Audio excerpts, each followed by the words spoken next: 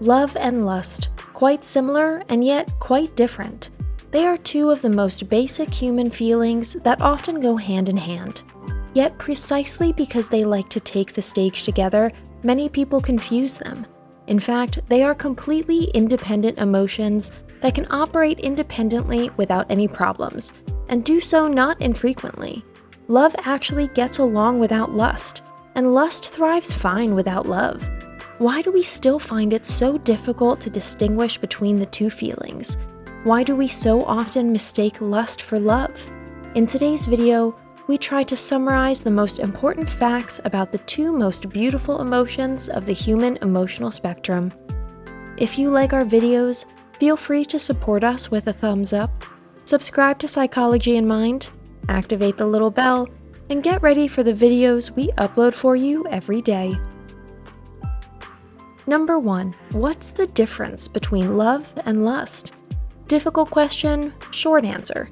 Love springs mainly from emotional, spiritual, and mental intimacy. Lust is based mainly on physical and sexual intimacy.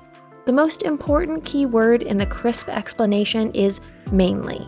It is precisely the fact that the boundaries are often blurred and that we can rarely pinpoint exactly which feeling is taking us over that makes it so difficult to differentiate. Number 2. What defines love?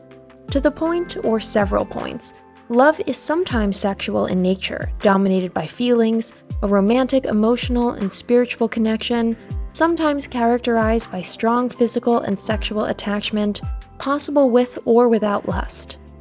Number 3. What defines lust? Unlike love, lust is always sexual in nature, physically dominated, a sexual and physical connection, sometimes accompanied by romantic, emotional, or mental attachment, with or without love possible.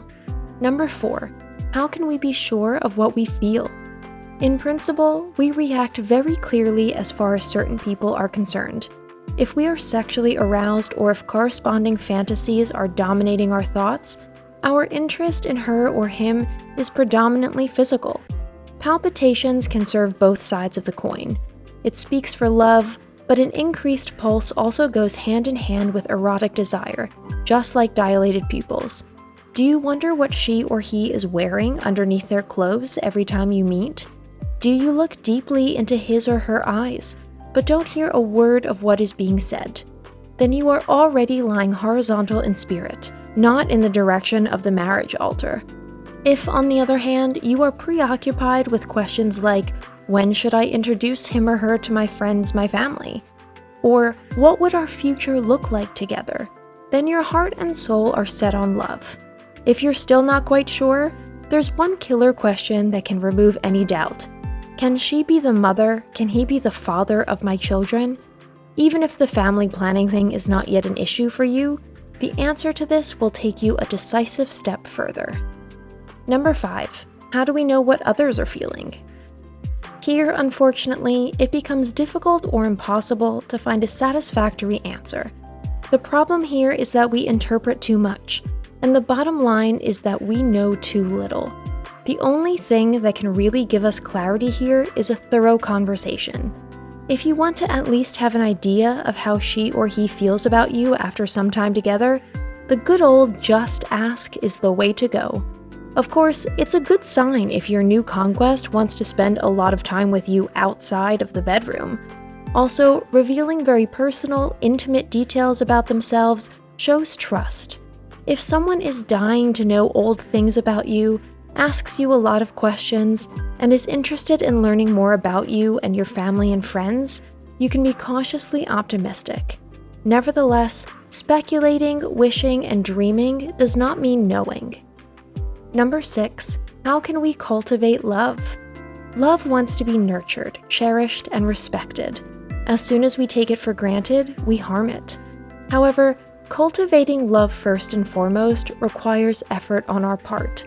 This includes understanding, willingness to compromise, patience, and acceptance. Love can develop over time, but sometimes it is simply present or absent. The greatest enemy of love is compulsion. Forcing something through will never meet with success. Number 7. How can we bring more lust into our lives? Here, communication is necessary at the beginning. If you want to continue on the path, you have to ask for the best route. If you notice that your need for more lust meets with reciprocation, think together about what could rekindle the fire of desire. Read books, watch movies together, or try things that appeal to you and arouse your curiosity. Lust usually follows on its heels. Number 8. Love or lust? Who wins? This question is easy to answer. No one.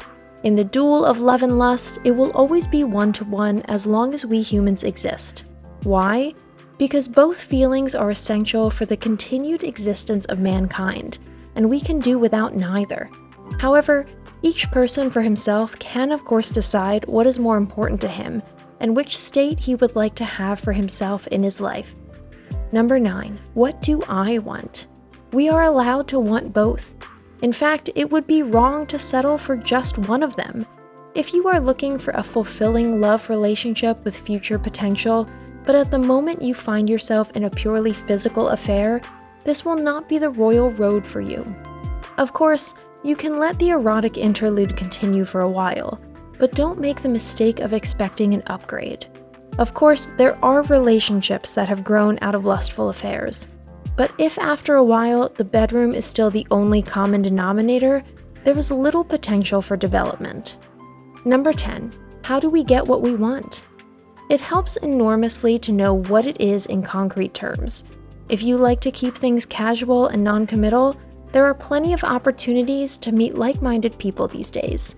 If you are thinking seriously about the future and family planning is a fixed part of your agenda, you should go looking for a partner with this clear goal in mind.